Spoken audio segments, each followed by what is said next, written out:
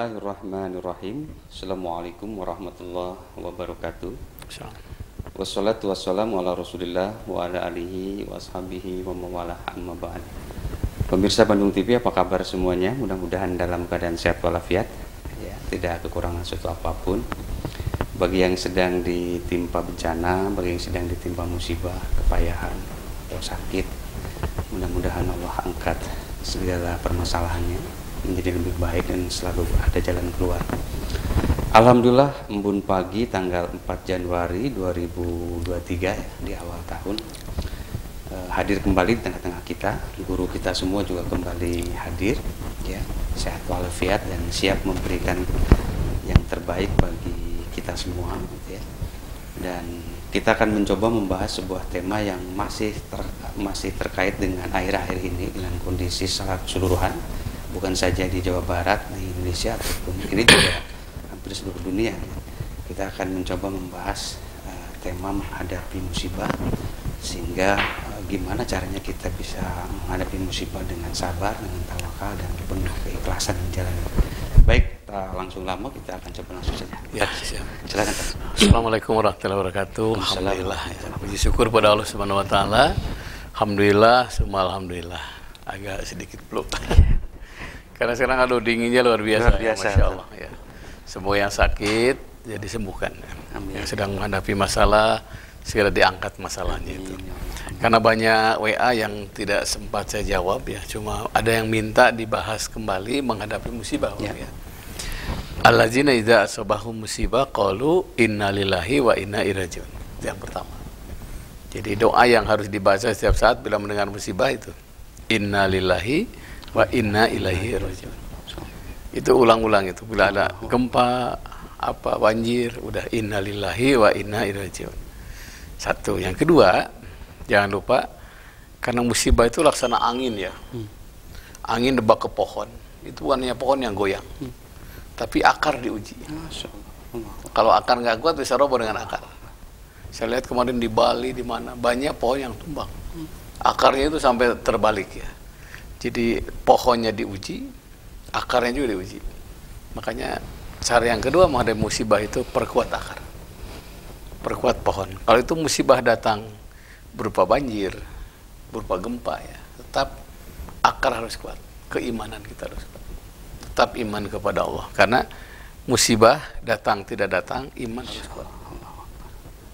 Saya lihat orang-orang yang kuat akarnya itu biasanya tambah dekat kepada Allah, tambah dekat kepada Allah. Saya hari ini mau ke Cianjur rencananya, Pak. Akan lihat satu masjid, karena ternyata ada jalur merah, zona ungu dan sebagainya yang tidak boleh dibangun, kan ada khusus sesar Cugenang gitu, ya. Nah, salah satunya menemui orang yang akarnya kuat, ya, akarnya kuat. Saya masih punya Allah, katanya. Biar masjid roboh, pesantren roboh, rumah roboh, bahkan anaknya hilang, nggak ketemu sampai sekarang, belum ketemu. Tapi saya masih punya iman. Orang yang begitu yang paling bagus itu. Apapun bisa hilang, harta bisa hilang, anak bisa hilang dengan cara apapun, wallahu alam. Hanya Allah yang tahu, ya. Tapi jangan lupa iman jangan hilang. Apalagi suudzon kepada Allah, ini nggak boleh, ya.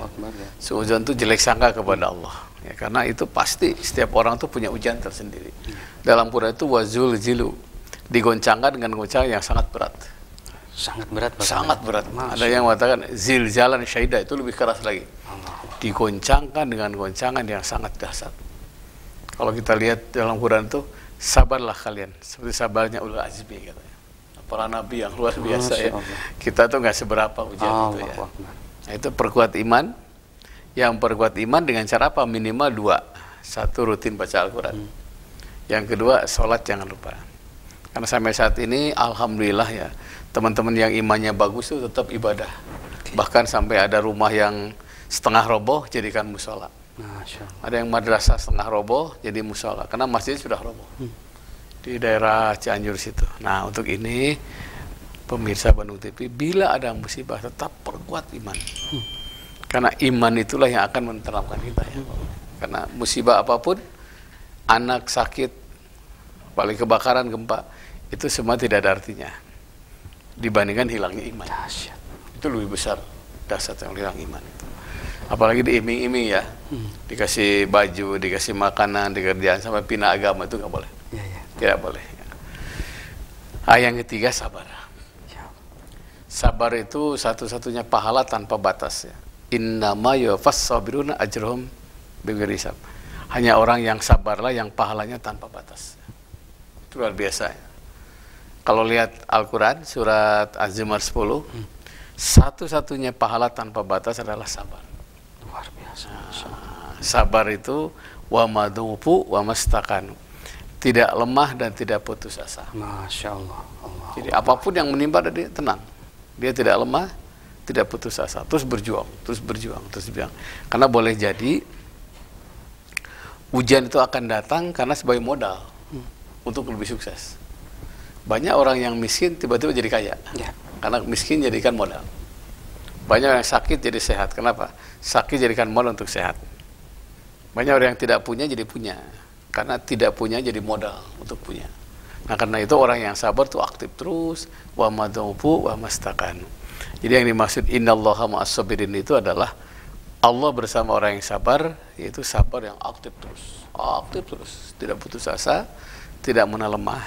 Kalau kita nggak bisa nyumbang, toel kata orang. Hasil tidak hasil, yang penting udah usaha. Gitu ya.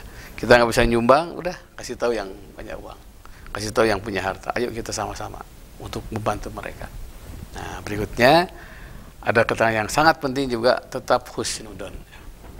Berbaik sangka kepada Allah. Ya. Ada yang nanya sama saya, apa semua bencana itu karena sunatullah? Ya. Karena gejala alam? Memang betul. Ya. Ada lempengan lembang, itu semua sunatullah gejala alam. Tapi ada faktor penunjang yang menyebabkan bencana itu seolah-olah diundang. Ya. Itu yang dalam Al-Quran, Tuhar wal-fasad bil bari wal bahri. Telah nampak kerusakan di daratan dan di lautan bima kasabat aydin nas, karena ulah tangan manusia. Jadi relatif diundang bahkan tadi. Diundang. Bukan datang sendiri ya. Kadang-kadang kalau kayak jelangkung itu datang sendiri, ini diundang tadi. Ini diundang oleh kemaksiatan yang dilakukan oleh manusia. Pada sempat Sayyidina Umar itu ada gempa, kata Sayyidina Umar, kalau tahun depan gempa lagi saya akan pindah dari sini. Karena tidak mungkin bumi tiba-tiba menyiksa makhluknya yang soleh. Tidak mungkin. Tidak mungkin. Allah tiba-tiba menyiksa orang yang soleh, tidak mungkin. Pasti ada faktor penunjang, yaitu kemaksiatan. Wallahu alam bisawab ya. Kemaksiatan apa? Seluruh kemaksiatan. Ya. Dalam Al-Quran itu, dalam hadis itu banyak ya. Sampai Nabi mengatakan, satu saat Islam itu datang dalam mengenal aneh. Ada kawan saya waktu kuliah tuh sempat saya sholat tuh malu kata. Saking tidak sholatnya. Ada yang sholat tuh aneh kata. Sampai kata Nabi, dia akan kembali aneh. Kama bada'a, seperti ketika datang. Kayak orang asing aja. Kayak orang asing. Tapi kata Nabi, fatuba lil ghuraba, berbahagialah yang aneh itu. Nah, jadi siapa yang aneh itu? Allazina yuslihuna inda fasadin nas. Orang-orang yang berbuat baik di saat orang sekitar berbuat jahat. Ya, nyeleneh gitu ya. Kok tumben sholat gitu ya. Kok tumben ke masjid. Kok terus-terusan ke masjid gitu tadi. Di saat orang meninggalkan masjid, dia ke masjid. Di saat orang tidak sholat, dia sholat. Di saat orang tidak ngaji, dia ngaji. Di saat orang tidak tahajud, dia tahajud. Kata Nabi, fatuba lil ghuraba, berbahagialah yang aneh itu. Katanya kalau Islam sudah hadir aneh, kata itu azab datang. Nah, sudah tidak ada sholat lagi. Sampai ada kawan saya waktu ngajar sampai malu jimu sholat, saking suasana itu nggak sholat. Sudah tidak kondusif ya? Sudah kondusif. Terus gimana saya bilang? Ya saya sholat juga, hanya menggugurkan kewajiban, tapi penting saya sholat. Jadi ada satu saat Islam dikerjakan itu seperti megang bara api, saking takutnya. Nah, bila kondisi saat itu maka daratan sudah rusak. Itu yang mengundang bencana itu. Nah, untuk ini jadikan seluruh bencana itu sikapi dengan baik sehingga jadi awal dekatnya kepada Allah. Baik, pemirsa di rumah, para nabi juga ujiannya memang luar biasa tadi ya. Para nabi, para orang terdahulu juga diuji dengan kesabaran yang sangat luar biasa. Kita akan lanjut lagi pemirsa di rumah, masih di line kami ya di 0227214 atau di 08122116740. Kita akan lanjut lagi setelah melihat beberapa pesan. Silakan.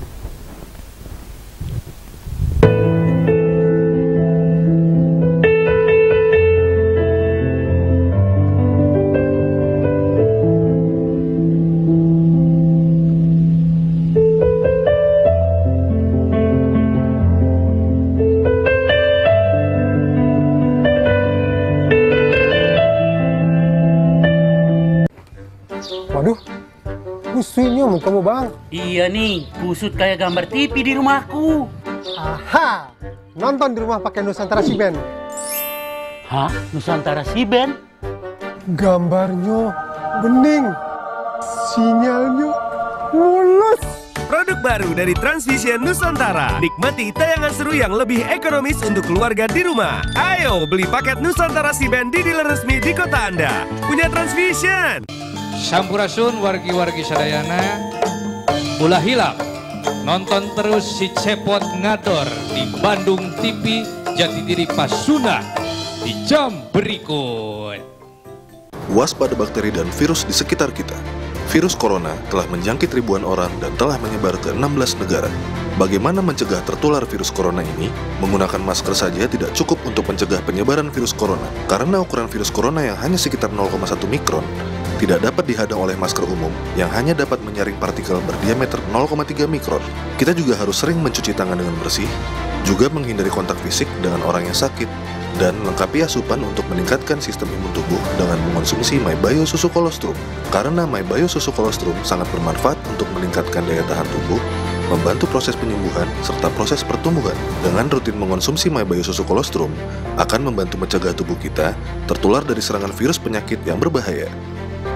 MyBio Susu Kolostrum. Start your healthy life today. Dapatkan susu MyBio yang asli di outlet berikut.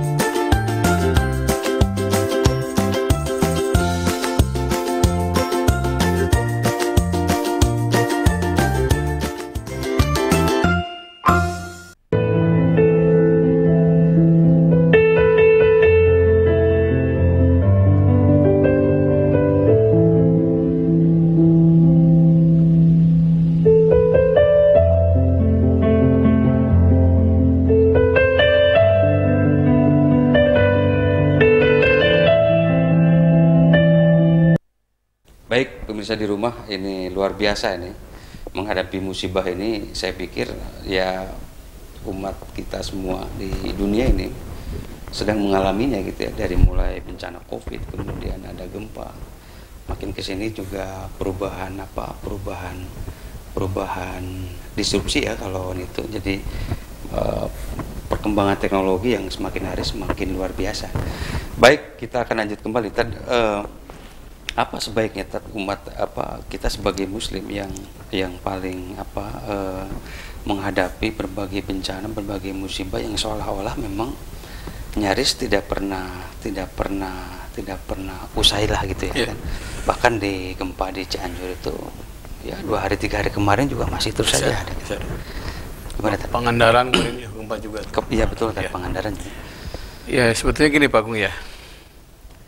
Mau tidak mau karena kita ada di alam. Ya. Pertama, jangan berbuat yang mengundang bencana. Oke, insyaallah. Ya, kesolehan itu harus dan kesolehan itu harus ada kesolehan sosial. Ya. Harus soleh lah gitu. Karena jangan sampai kalau satu yang tidak soleh, Allah turunkan azab, itu yang tidak soleh juga kebagian. Yang soleh kebagian, yang tidak soleh kebagian. Cuma bagi yang banyak dosa yaitu azab. Bagi yang tidak punya dosa itu ujian.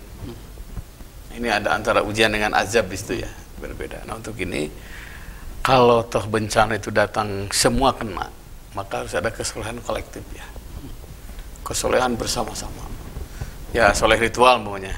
Yang muslim lah, atau yang muslim. Berjamaah kembali. Yang dekat dengan masjid, ramaikan kembali.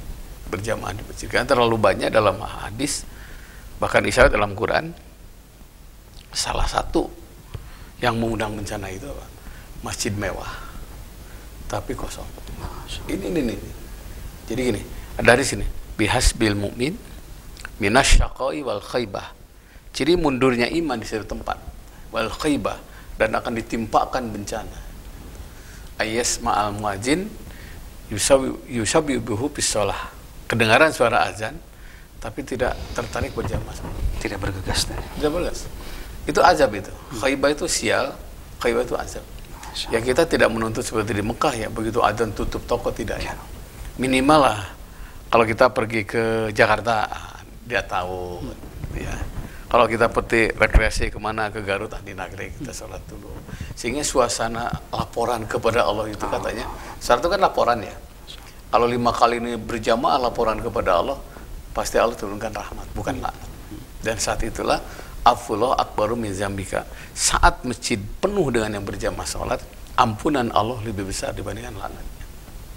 Kalau ampunan Allah lebih besar, berarti tidak mungkin, tidak akan azab, tidak ada azab, pasti tidak ada azab. Nah, kenapa? Karena Baitullah kan, masjid itu rumah Allah. Semua laporan kepada Allah dengan inna sholati wa nusuki, semua laporan kepada Allah dengan Fatihah. Jadi kalau 5 kali sehari semalam penuh masjid, satu pijam bi syaitan, setan tuh stres katanya. Yang kedua, rahmat Allah mengalir. Apalagi tadi katanya kalau ditambahkan dengan sholat tahajud yang setidaknya kita sedang ditimpa musibah, sedang ditimpa sakit, minimal tidak akan terlalu parah sampai sampai menduyung-duyung katanya. Karena gimana tadi? Inna bis sholati shifaun. Dalam sholat itu ada penyembuhan. Nah, istimewa kan gini. Ada jamaah gini, Ustaz saya terlambat subuh kan tahajud dulu. Sudah salah. Karena qabla subuh itu lebih baik dari dunia isinya. Berjamaah subuh itu seperti tahajud semalam suntuk. Udah kurangi rakaat tahajud, segera ke masjid. Coba. Man sholat subha bahwa bizimatilah. Siapa yang sholat subuh berjamaah, hidupnya dijamin oleh Allah. Kalau dia menderita, deritanya derita rahmat. Ya, derita rahmat. Derita rahmat. Mungkin secara fisik dia menderita karena kena gempa, tapi ada rahmat Allah di situ. Jadi sholat subuh itu seperti tahajud semalam suntuk. Kalau kita lihat tahajud ada 112 keutamaan, bisa dibayangkan. Kalau sholat isya kan seperti sholat setengah malam. Sholat subuh seperti tahajud semalam suntuk. Makanya kata Nabi, bila masjid ramai seperti sholat Jumat, sholat subuh berjamaah, saat itulah Allah akan mengalirkan rahmat. Artinya keistimewaan di dunia aja udah luar biasa tadi, apalagi di akhirat kebayang. Belum lagi yarfa'ullah azabal qabr, diangkat sisa kubur. Orang yang berjamaah diangkat sisa kubur. Jadi kalau orang rajin sholat berjamaah di masjid, duhur, asar, maghrib, isya, subuh lah, minimal lah 2 maghrib, isya atau sesuai dengan waktu yang ada, meninggal tidak ada sisa kubur. Nah, salah satunya sholat tahajud, nanti sholat duha, ada waktu sholat tahajud. Saya ketemu orang ya, supirnya cerita, duh Pak, orang ini Masya Allah, kemana saya pergi pasti kalau duha mampir dulu. Kalau orang kan di kilometer rest area itu kebanyakan ngudagnya makan ya. Iya. Kita ngerokok lah misalnya. Nah, udah makan, ngerokok, bakso tahu, segala macam lah gitu ya. Masjid dari matanya. Dia itu tidak apa-apa. Begitu berhenti, ngisi bensin, masjid. Minimal sholat tahajud, sholat duha. Bahkan pernah nggak sholat tahajud juga. Makanya pas meninggal itu dia tersenyum.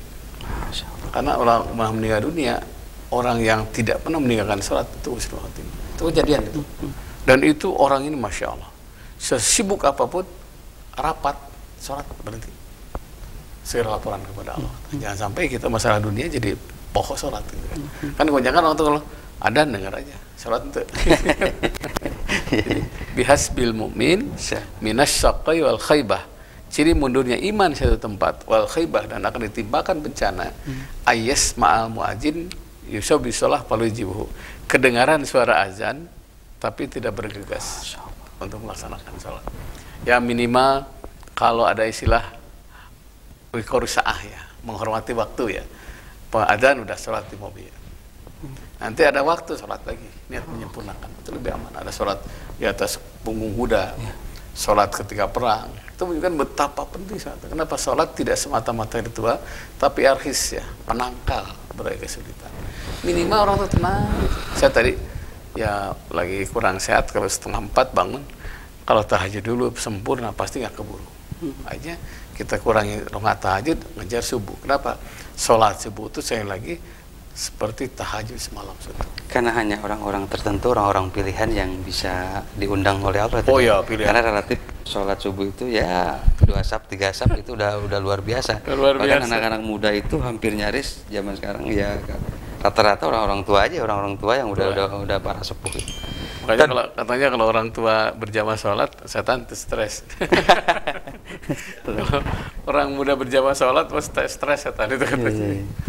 Dan ini kadang banyak orang yang bertanya, kenapa orang itu semakin taat kepada Allah, kepada Rasulnya, tetapi banyak juga ujian yang menimpa gitu tadi, dari dalam, dari luar, dari kiri, dari kanan, dari atas, dari bawah, luar biasa. Seolah-olah kayak yang sehingga orang menjadi ya itu tadi, aduh saya nggak mau terlalu soleh katanya, takut nanti ujiannya semakin banyak katanya, takut nggak kuat juga malah jadi berbalik arah. Ini gimana tuh tanggapannya tuh? Nah, Al-Quran tuh gini, am hasibtum an tadkhulul jannah. Jangan kau mengira engkau akan masuk surga. Sedangkan Allah tahu siapa yang sabar, siapa yang diuji. Jadi ujian itu tiket pasti surga. Justru kalau perjuangan agak losor gitu ya, kalau nggak ada rintangan perlu dipertanyakan. Justru malah harus bertanya tadi, apakah ini istijrod atau yang lain tadi? Gitu. Mulus-mulus saja. Mulus-mulus saja. Jadi surga itu akan diberikan kepada orang yang tahan uji. Oke. Sampai saya lihat ya orang-orang yang tahan uji itu, saya waktu ke Lombok itu masuk ke masjid tertua ya di Lombok. Ternyata saya lihat sejarahnya itu perjalanan 50 kilo ya. Jalan. Masya Allah. Jadi ajingan dahulu itu luar biasa. Begitu tahu ada sumber air, berhenti di situ bikin musola. Sampai sekarang terkenal masjid tertua di Lombok. Saya luar biasa. Dan itu bukan perjalanan yang ringan. Melewati hutan, banyak babi hutan. Luar biasa. Nyawa taruhannya. Tapi saya lihat orang-orang yang dekat dengan Allah itu tenang ya. Karena ada gini. Ya Rasulullah fala ghulibalakum.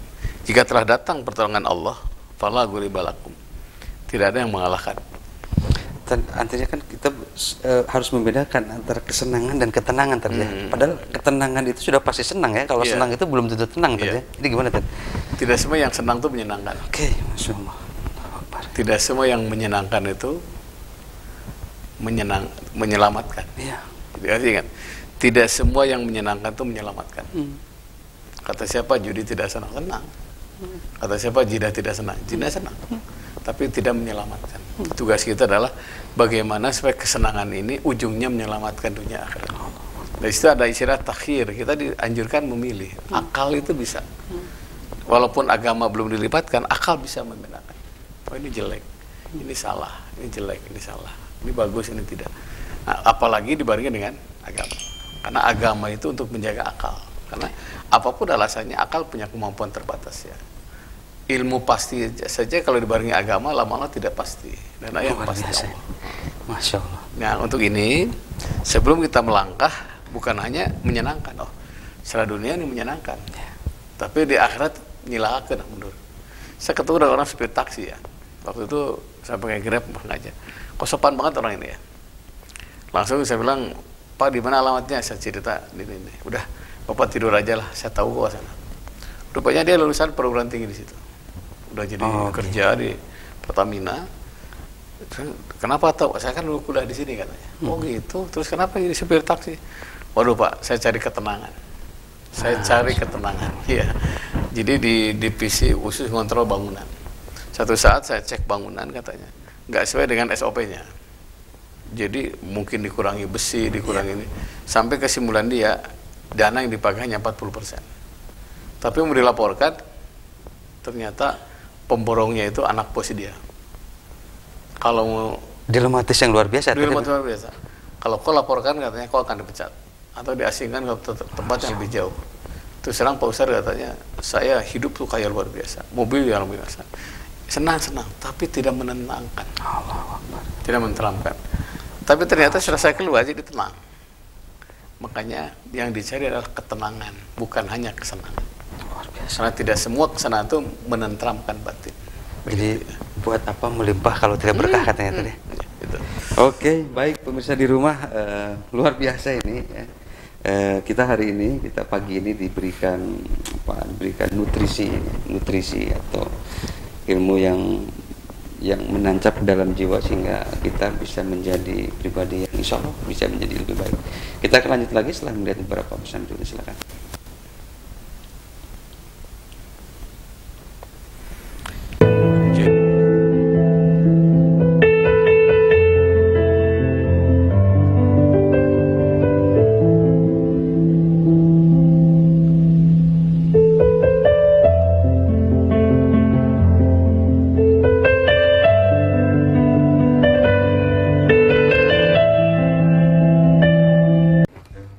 Waduh, kusutnya mukamu bang. Iya nih, kusut kayak gambar TV di rumahku.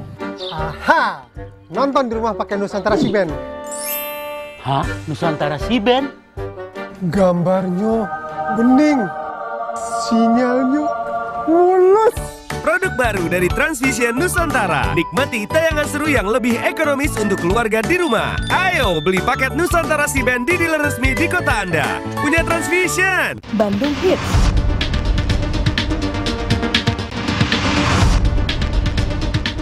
Informasi seputar musik terbaru dan penampilan terbaik dari berbagai band dan musisi di kota Bandung.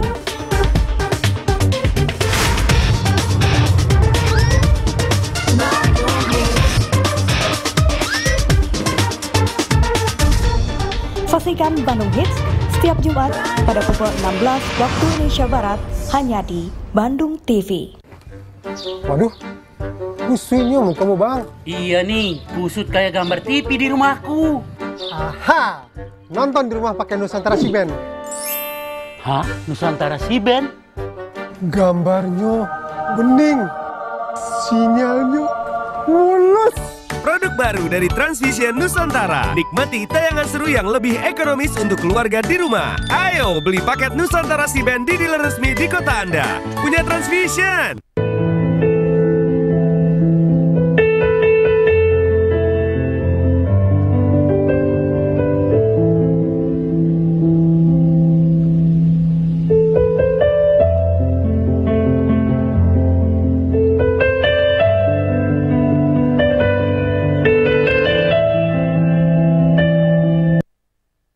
Baik, pemirsa di rumah, ini luar biasa, masih ada 2 segmen ke depan. Kita akan mulai coba bahas karena ini pertanyaan dari lewat WA ini luar biasa, banyak sekali ya. Kita akan coba bahas satu-satu ya pemirsa di rumah ya.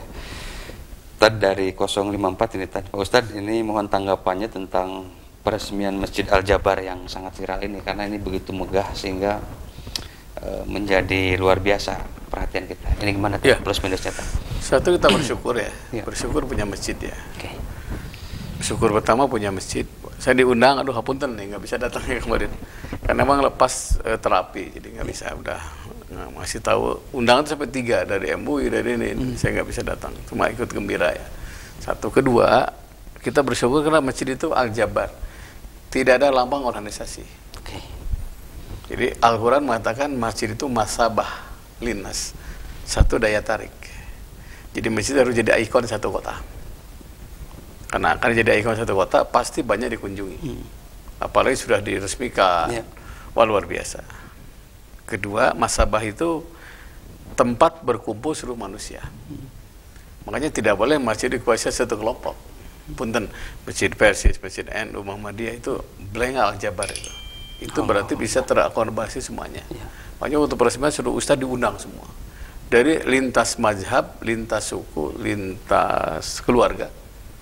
Itu ide isyarat bahwa masa batal linnas itu tidak boleh dikuasai satu kelompok. Ini bahaya nih. Luar biasa. Karena dana yang digunakan pasti dari semua orang. Nah, yang ketiga kita bersyukur juga karena dengan ramainya orang ke sana itu kan jadi syiar. Setelah syiar dalam Quran ini, bila syiar muncul, fa innaha min taqwal qulub, itu gambaran ketakwaan dalam hatinya. Makanya masjid bila ramai, di mana-mana dikunjungi orang, itu ada takwa di situ. Yang dikhawatirkan oleh Nabi adalah bila di bumi ini lebih banyak mall daripada masjid. Ya, satu Al-Jabar berapa mall yang berdiri ya, walaupun masih bagus ya, tapi orang tidak bisa menandingi ya. Saya waktu ke Sumatera Barat itu tidak ada Yomat, Alfamart nggak ada. Karena saya tuh kaget, Saya bilang ada keberpihakan tertentu. Berpihak tertentu. Nah, jadi dengan adanya masjid muncullah syiar, orang berkunjung. Walaupun punten nih kan banyak orang yang lupa tahiyatul masjid, lebih banyak selfie. Padahal bukti kita bangga bersyukur ada masjid, dahulukan tahiyatul masjid. Berwudu, tahiyatul masjid kalau waktu duha, kemudian baru yang lainnya. Baru sisanya boleh selfie. Ini selfie dahulu kan taman ruksak sampai bangun marah itu. Makanya teman-teman di Satpol PP yang mungkin harus 24 jam itu. Karena waktu Isya ke sana aja ya teman-teman saya itu masih penuh katanya. Hari Ahad kemarin itu penuh.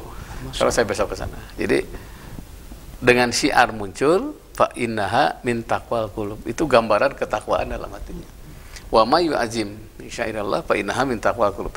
Siapa yang mengagungkan syiar-syiar Allah, itu gambaran ketakwaan dalam hatinya. Kalau takwa ada, pasti wa'lamu annallaha ma'al muttaqin. Ketahuilah Allah bersama orang yang takwa. Jadi saat takwa muncul berawal dari masjid, maka dipastikan Allah akan memihak pada orang yang takwa. Untuk ini teman-teman semuanya, cuma mesti diperhatikan jaga kebersihan. Pemeliharaan. Ini penting ini. Membangun itu Masya Allah bisa selesai. Walaupun 10, 20, 30 tahun selesai. Cuma memelihara kebersihannya itu yang kadang-kadang kita lupa ya. Itu yang harus terus-menerus tadi ya. Padahal dalam hadis itu bunyadin an-nadofah. Agama itu dibangun dengan dasar kebersihan. Luar biasa, Masya Allah. Kalau masjid itu bersih, kita nyaman, tenang. Punten yang ya saya lihat masih ada sampai sekarang sampah di mana-mana. Aduh ya. Sedangkan dalam Islam itu kan buang sampah itu dosa besar. Luar biasa. Karena akan merusak citra masjid, citra Islam. Nah, saya kira begitu. Nah, untuk ini teman-teman semuanya, baguslah bawa istri, bawa anak, keluarga untuk berkunjung ke Al-Jabar. Ini sudah siangnya. Saya ini pemirsa di rumah ini penjelasan yang cukup detail ya, karena nanti kalau kurang-kurang ini bisa langsung ke WA-nya Pak Ustadz. Lanjut lagi tadi 148 ini apa?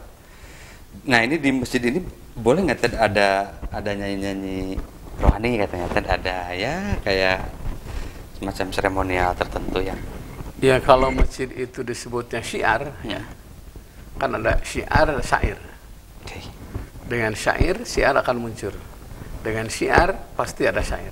Nah, sholawat, lagu-lagu rohani boleh, nggak ada masalah. Yang dilarang itu kan dalam itu berdagang. Kalau sudah dagang katanya didoakan itu bangkrut katanya. Makanya kalau Jumatan lah karena ke pasar. Mendagangnya terus sholat itu kan gitu. Jadi nyanyian rohani, kemudian apalagi karena nyanyian itu ada dakwah ya. Bahkan ada ustadz yang tidak pernah dakwah kecuali ada nyanyi ya. Lagu-lagu Oma, judi, bahaya zina, boleh. Selama itu esensinya berisi nasihat. Karena ada hadis mengatakan ini, inna minasyi'ir hikmah. Dalam syair itu ada hikmah. Maknanya adalah nasihat. Luar biasa. Jadi masih diperbolehkan ada ini tertentu. Ada lagi kita di nah ini tadi 521 rutin ziarah kubur, apakah dampak pada yang meninggal itu nanti seperti apa katanya? Karena ini dia mulai membiasakan katanya. Oh ya, jadi gini. Man zara qabra abawaihi, siapa yang ziarah ke kuburan kedua orang tuanya, aw ahdihim atau salah satu di antara keduanya, ghufira lahu, dimaafkan dosa-dosanya. Siapa yang dimaafkan? Orang tua. Yang kedua akan mengubah nasib. Saya baca dalam kitab Zarah ya. Jadi terjadi himpitan. Tiba-tiba renggang. Yang aslinya gelap tiba terang. Sampai orang itu kaget. Nanya sama malaikat, kenapa kami jadi tidak dihimpit? Karena keluargamu menjarahi makom. Ada yang mengatakan, hadis yang lain, karena doa dari keluargamu. Nah, yang ketiga, karena kebaikan keluargamu. Jadi kalau kita berbuat baik nih, kebaikan kita itu akan melebarkan kuburan dalam. Terus makin banyak berbuat baik, makin lebar, dan akan membebaskan siksa kubur. Terjadi penyiksaan yang luar biasa, tiba-tiba berhenti. Kalau orang sudah rutin disiksa kan tahu jadwalnya. Ini jam ini. Kok nggak ada yang siksa? Bagaimana aku menyiksamu? Sedangkan keluargamu nengok kepadamu dan bacakan doa. Ada keterangan yang lain menggembirakan. Jadi gembira luar biasa dalam kitab Ruh Dr. Ibnu Qayyim Jauziyah. Saat-saat tertentu yang meninggal itu ada hari-hari kebahagiaan. Kapan? Di saat kuburan ditengok. Walaupun ditengok umpamanya hanya baca Fatihah, silakan, tidak ada masalah. Karena itu sekali-kali kita datang ke makam. Saya juga sama ya, selama sakit kemarin 2 kali lah. Dan saya suruh orang untuk dibersihkan. Karena ternyata membersihkan makam itu termasuk seperti kita punya rumah. Banyak alang-alang, nggak akan betah. Kemudian dibersihkan, bagian tidak masalah. Teruskan jarak kubur, tapi jangan lupa hindari hal-hal yang dilarang. Kayak minta ke kubur. Yang dilarang itu apalagi makan, apalagi orang Sunda bilang ada paan itu tidak boleh. Ada hal-hal yang dilarang di situ. Demikian Pak. Oke, ini saya pikir luar biasa ya ini penjelasannya. Kita lagi ini di apa? Nah ini tadi 293 ini akhir-akhir ini juga lumayan ini. Pak Ustadz, tanggapannya gimana kalau berkata kasar kepada pemerintahan ini? Hukumannya ini seperti apa? Apakah memang ya terlepas pemerintahnya juga seperti gitu atau ya, coba lihat dalam Al-Quran ya, kisah Fir'aun coba. Fir'aun itu wah, durjana lah ya. Durjana lah. Luar biasa ini. Maunya mbahnya penjahat lah. Mbahnya gitu penjahat ya. luar biasa. Tidak ada raja yang ngaku Tuhan kecuali Fir'aun. Allahu Akbar ya Allah. Tapi coba lihat Nabi Musa. Nabi Musa itu qaulan layyina. Ya Allah. Kata-kata yang baik. Saya kira tidak ada di dunia ini yang sekasar, sejahat Fir'aun. Tapi tetap Nabi Musa begitu santun, begitu ramah. Karena gini, dalam Quran itu walau fadun qulil qalbi bilang fadu bin holik. Jika engkau kasar, pasti orang sekitar kalian akan meninggalkan kalian. Makanya hati-hati, kalau mengkritik silahkan, tapi dengan cara baik. Ada kaulan baligo, kaulan karima, ada kaulan sadida, ada kaulan sakila, itu bahasa-bahasa yang bagus. Kenapa? Ada istilah Sunda bagus tuh, lauk herang, China benar. Karena dengan kasar itu walau kunta fadzan qulil qalbi bilang fadu bin holik. Kalau engkau kasar, orang sekitar kalian akan meninggalkan kalian. Terlepas tujuannya juga mau mulia itu, iya. Tujuannya benar, tujuannya mulia, tetapi ketika perjalanan menuju sananya kasar, nggak akan berhasil. Jadi ada istilah rafiqun bima ya'muru wa rafiqun bima yanha. Santun ketika memerintah, santun ketika mencegah. Santun, ya, someah itu, begitu. Luar biasa. Jadi diusahakan tetap berlemah lembut, tetap ada tutur kata yang baik ya tadi. Ya, WA saja Kang ya, jangan telepon ya, WA. Nah ini bagi teman-teman semua, bagi para ayah bunda ini silahkan lewat WA saja ya, karena kita sedang live. Lanjut lagi di 209 ini minta saran tentang pendirian masjid katanya, dan bukan yang Al-Jabar, ini pendirian masjid. Ini gimana karena kan kadang-kadang juga ada ketika apakah ini juga ada rentang jarak tertentu tadi ya, jangan sampai nanti berdekatan dengan ini. Gimana tadi? Satu, masalah wakaf. Tanahnya harus wakaf. Kedua, aljar qoblada. Sebelum bangun pikirkan lingkungan. Apakah itu rawan longsor, banjir, gempa. Saya juga sama mau lihat ke sana itu kan ada zona merah, ada zona ungu katanya gitu, yang boleh dibangun dan tidak. Itu sekarang udah teknologi yang canggih luar biasa. Mulai mapping lah tadi ya? Udah mulai, alhamdulillah. Jadi kita harus lihat. Kemudian kalau kondisi tanah begini, konstruksinya gimana? Gembur gitu ya? Itu besinya ukuran berapa, penting. Karena masjid itu, yaitu masa batalinas, tempat berkumpul seluruh manusia. Makanya ketika ada bencana, banyak orang lari ke masjid. Ternyata secara konstruksi masjid tidak kuat, tambah bencana. Dan zaman Rasul pun juga demikian tadi ya, membangun masjid terlebih dahulu menjadi pusat peradaban, pusat bertanya, pusat ini semua tadi. Saya nemui orang ya, rumahnya masya Allah mewahnya, tapi masjid canang guys. Saya bilang mau didagangkan kumaha atau imang geus masjid can itu kan, murahkan masjid. Nah, kemudian yang kedua, jangan lupa harus tenaga ahli.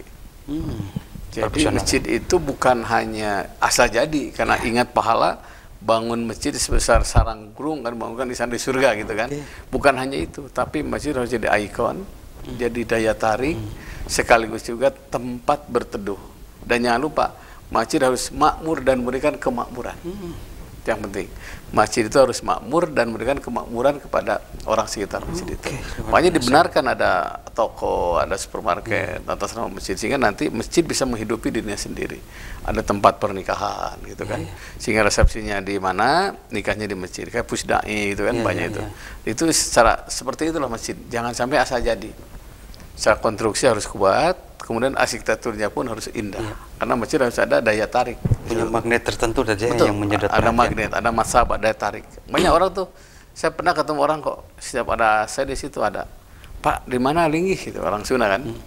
Tapi Pak Ustadz paling itu cenah di Cileunyi. Nah, itu sholat ka dia. Saya ngejar imamnya kata. Ada yang daya tarik karena imam. Aya nu kalau di masjid karena imam mah ngosom.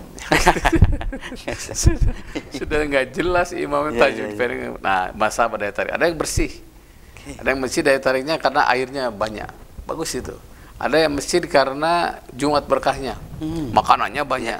Mangga lah, yang penting masjid harus mendatangkan jamaah dengan cara daya tariknya apa gitu. Dan juga masjid harus menjadi tolak ukur bahwa tidak ada keegoisan di antara para pengurus tadi. Ini juga penting karena banyak sekali orang yang menjadi antipati terhadap masjid karena ada oknum tertentu pengurus yang mementingkan mahjab tertentu, mementingkan golongan tertentu, mementingkan tertentu sehingga menjadi antipati.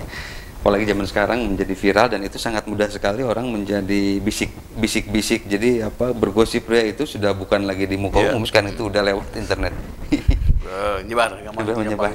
Oke, lanjut lagi tadi sebelum kita ke segmen yang terakhir, kita lanjut lagi nih, masih ada satu.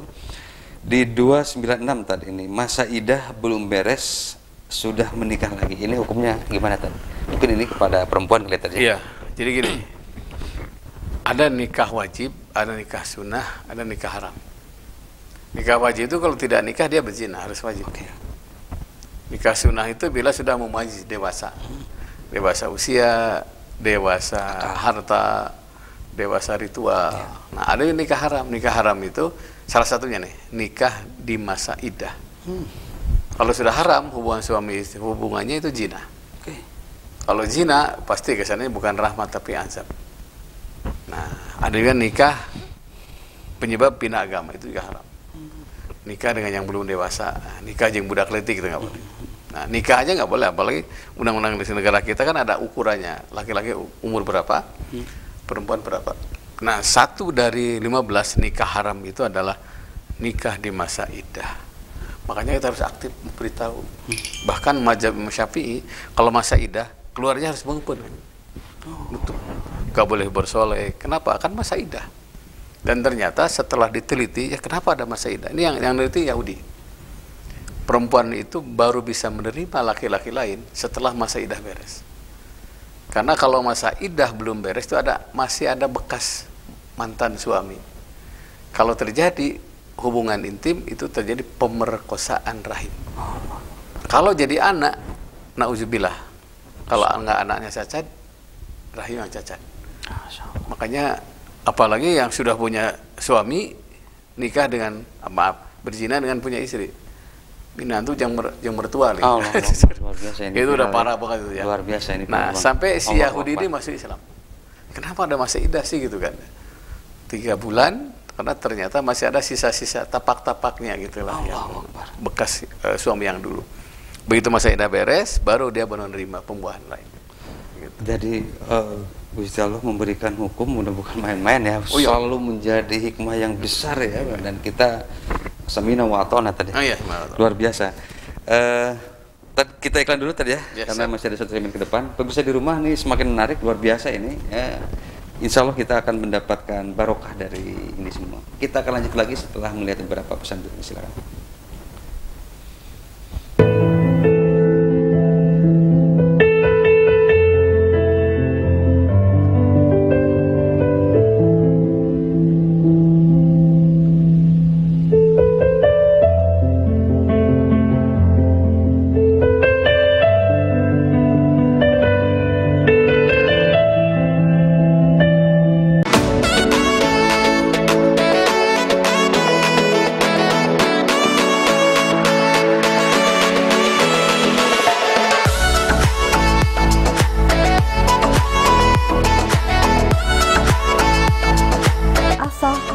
ASU mengupas informasi berbagai pendidikan di Jawa Barat. Jangan lewatkan A3 Asa Asi ASU setiap Senin pada pukul 20.30 waktu Indonesia Barat hanya di Bandung TV.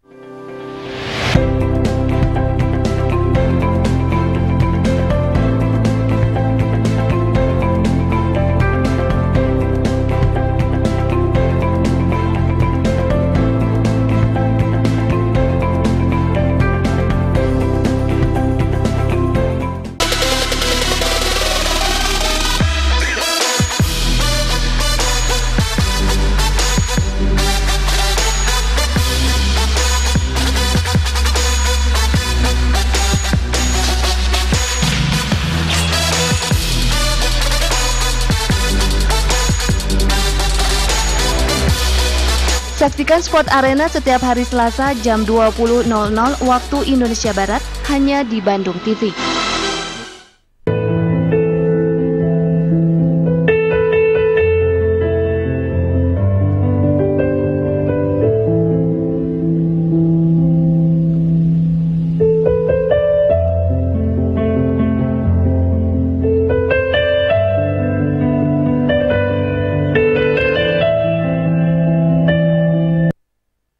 Baik, pemirsa di rumah, satu segmen terakhir kita akan coba bahas kembali. Ini masih di Embun Pagi sedang memberi solusi. Tadi 293 ini di 296 dia mau bertanya tadi ini tentang anak yatim di rumah dididik, syaratnya seperti apa tadi? Karena ya seperti kita tahu ini juga tidak mudah karena dengan berbagai karakter tertentu sehingga kita bisa legowo, bisa sabar. Gimana Tan? Jadi ada hadis yang mengatakan ini, ya Rasul, apa ciri rumah yang barokah itu? Kata Nabi salah satunya ada anak yatim. Tapi di situ ada syaratnya, yatimun mukrimun, yang dimuliakan. Makna dimuliakan itu satu, tidak terlantar. Di hak wajibannya selama. Kedua, layak pakaian. Tiga, layak pendidikan. Kalau masalah mendidik, mau dijewer, mau apa, niatnya mendidik boleh. Karena ada anak yatim yang udah dijewer baru baik ya, gitu ya. Jadi gak berangin lah, baik lagi. Dimarahi baru baik gitu. Nah kalau niatnya baik, niatnya mendidik gak ada masalah. Tapi harus yatimun mukrimun, yang dimuliakan. Saya punya anak yatim sampai S2 ya. S2, anak saya belum ada yang S2 ya. Kenapa? Karena yatimun mukrimun, karena dimuliakan. Selama kita memuliakan anak yatim, disekolahkan, dikasih makan, pasti Allah berkah, Allah berikan keberkahan. Itu pastilah. Karena itu banyak yang investasi yang dasar. Investasi luar biasa. Bisa juga jadi anak cadangan. Karena ruba akhila kalam talidu umuka, betapa banyak saudaramu yang tidak kamu lahirkan. Apa maksudnya anak-anak yatim? Nabi itu waktu wafat tuh yang paling kenceng nangis itu anak-anak yatimnya. Siapa yang menyantuniku? Siapa yang menyayangiku lagi? Gitu, sampai pada nangis. Karena kata Nabi, kalau ingin berjumpa dengan aku, temui aku di masjid. Tidak di masjid, temui aku di anak-anak yatim. Tidak ada baru di istri. Itu Nabi SAW. Gitu. Apalagi kisah Nabi Muhammad juga anak yatim yang diasuh oleh bapaknya Imam Ali tadi ya. Kemudian juga setelah bapaknya Imam Ali meninggal, Imam Ali pun juga diasuh juga sama Nabi Muhammad tadi. Ini kan luar biasa, artinya dari awal saja udah pengasuhan itu sehingga membentuk menjadi orang-orang yang luar biasa. Cuma ya harus sabar. Luar biasa. Karena bibitnya beda. Iya. Bukan darah daging kita ya. Bukan darah kita, jadi wataknya kadang-kadang ada. Kalau sudah lebih baik. Kalau udah datang PK sebelah kata orang ini sare terus itu ya, nggak ada masalah, ya sabar. Makanya juga pahalanya juga memang beda tadi ya, karena mengguncang semua perasaan, emosi yang lain-lain tadi. Sampai saya pernah menemukan orang ya yang tidak punya anak ya, sudah 3-4 kali ya bayi tabung gagal terus. Sekarang kalau gagal terus angkat anak yatim. Sebulan, Pak Ustadz nggak kuat katanya. Saya bilang udah gini aja, simpan panti asuhan, hidupnya jamin. Jadi akhirnya angkat anak yatim tapi tidak di rumah. Pokoknya ada aja anak yatim yang kita biayai. Itu termasuk ladang pahala. Luar biasa. Kata Nabi, Allah akan tersenyum bahagia ketika anak-anak yatim tersenyum karena kebaikan. Masya Allah. Baik, luar biasa ini pemirsa di rumah. Satu lagi ini ada apa? Tad 390 ini penjelasan tawaf sunat, doanya yang mau umroh ini gimana tadi? Ya, gini. Pemirsa Bandung TV, aduh luar biasa ya. Harusnya saya 3 kali kemarin umroh ya. Jadi ada jadi November, awal Januari juga harusnya di sini Mekah ya, karena saya sakit ya nggak bisa. Cuma gini, karena umroh itu ternyata satu kifarat, penghapus dosa. Kedua, tempat permohonan yang tepat. Salah satu memohon ketika umroh itu adalah tawaf. Karena tawaf itu, tawaf sunat itu manhajun insan, proposal hidup manusia. Ketika saya Pak Agung tawaf sunat, silahkan minta sesuai dengan kebutuhan. Banyak, ini anak soleh, silahkan. Rabbi habli minas solihin, Rabbi habli miladunka dzurriatan thayyibatan innaka sami'ud du'a. Boleh. Minta rezeki silahkan, ya rojak, urjukna, ya rojak. Jadi sesuai dengan kebutuhan kita. Tawaf sunat sampaikan di situ. Kalau tidak hafal doanya udah bahasa Indonesia saja. Karena inti tawaf itu zikir dan doa. Saya pernah membawa jamaah tiap tahun umroh. Umroh pertama mendoakan anak pertama supaya dapat jodoh. Ya jelas mana minta jodoh itu. Putar terus saja. Kedua, ketiga, keempat, alhamdulillah anaknya sukses dapat jodoh. Pas kelima umroh lagi.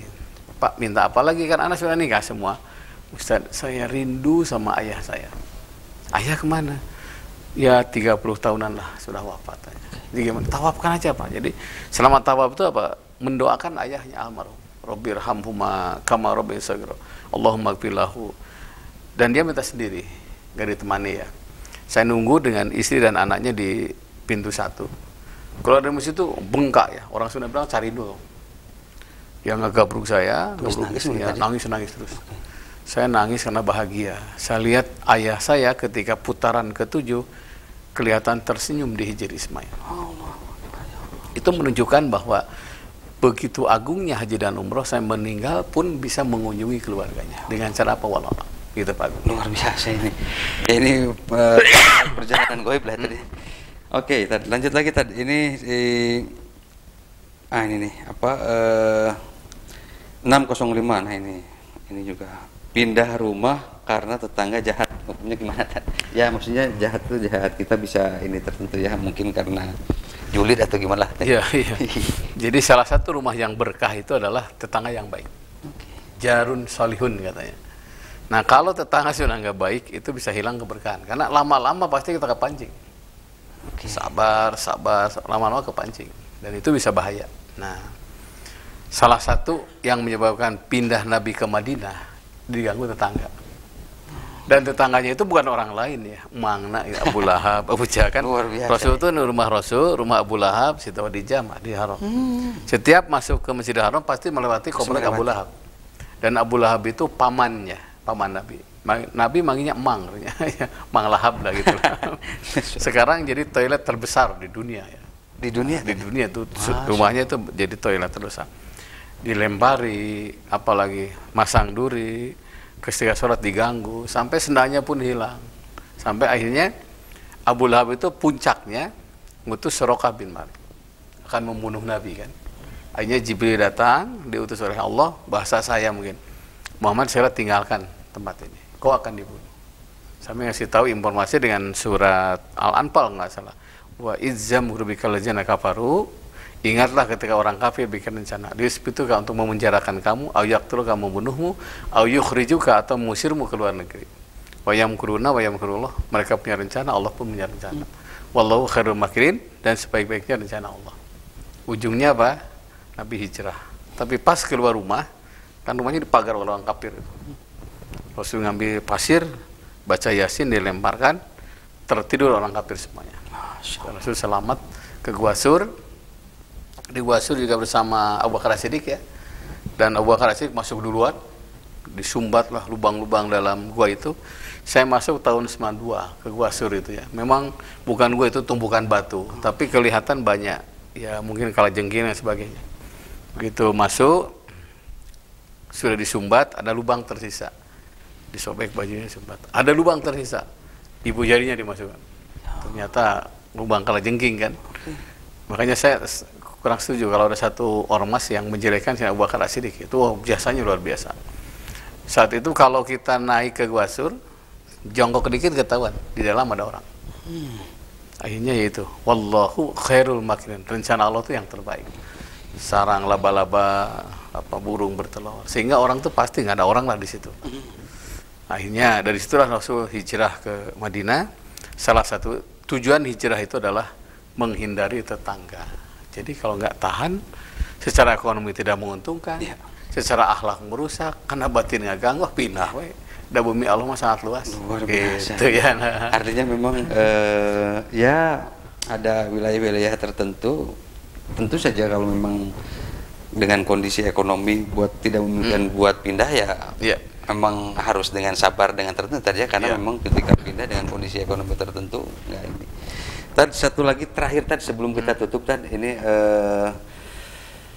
di 782 tadi suami tidak ngasih nafkah ini gimana, apa hukumnya terlepas di zaman sekarang yang begitu berat para suami ini gimana Tad?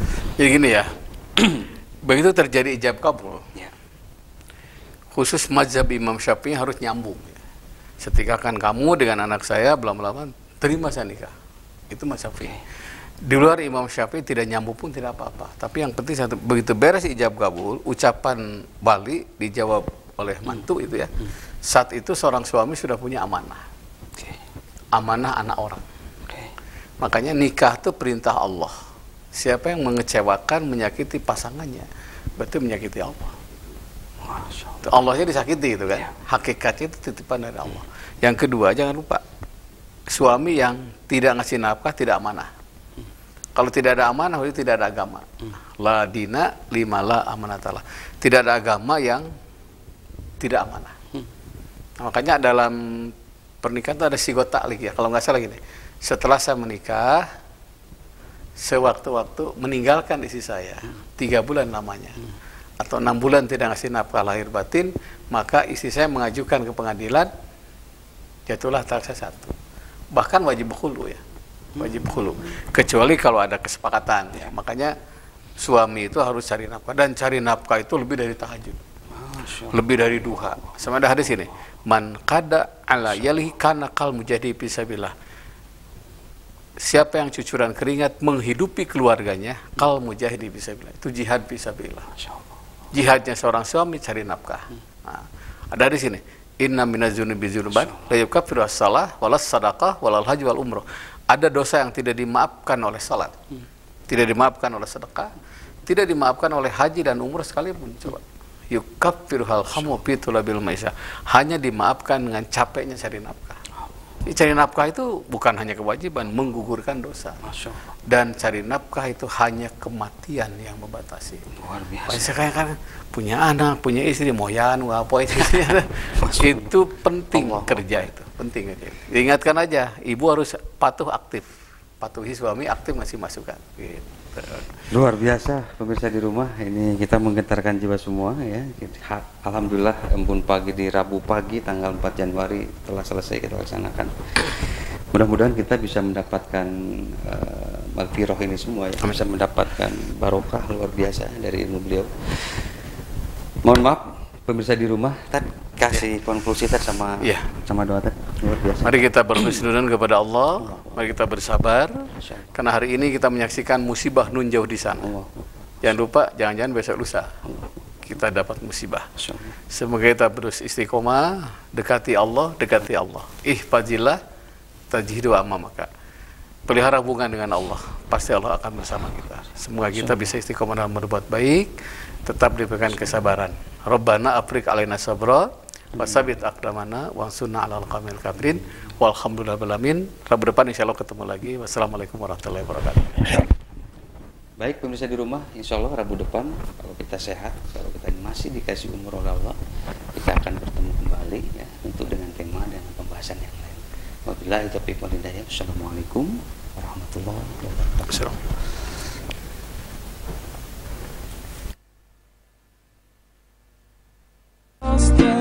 That you're so alone, what you see is night and darkness all around.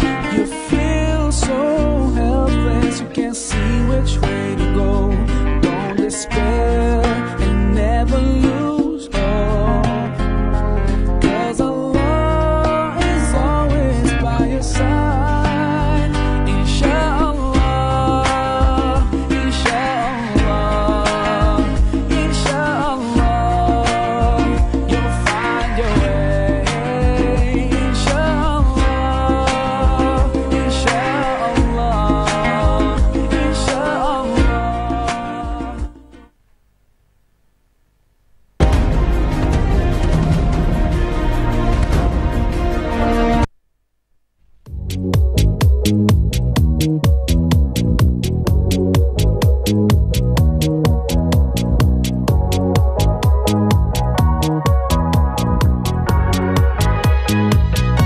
Situs ini merupakan salah satu situs peninggalan zaman Megalitikum terlengkap di Jawa Barat. Oleh karena itu, sangat tepat adanya ekspedisi kali ini melakukan eksplorasi di tempat ini. Situs Purbakala Cipari memiliki potensi besar untuk dikembangkan sebagai salah satu destinasi wisata sejarah. Untuk informasi lanjutan, kuat dugaan berdasarkan beberapa literatur, peninggalan ini merupakan bekas peninggalan masyarakat Sunda besar yang hidup pada zaman batu besar atau zaman Megalitikum.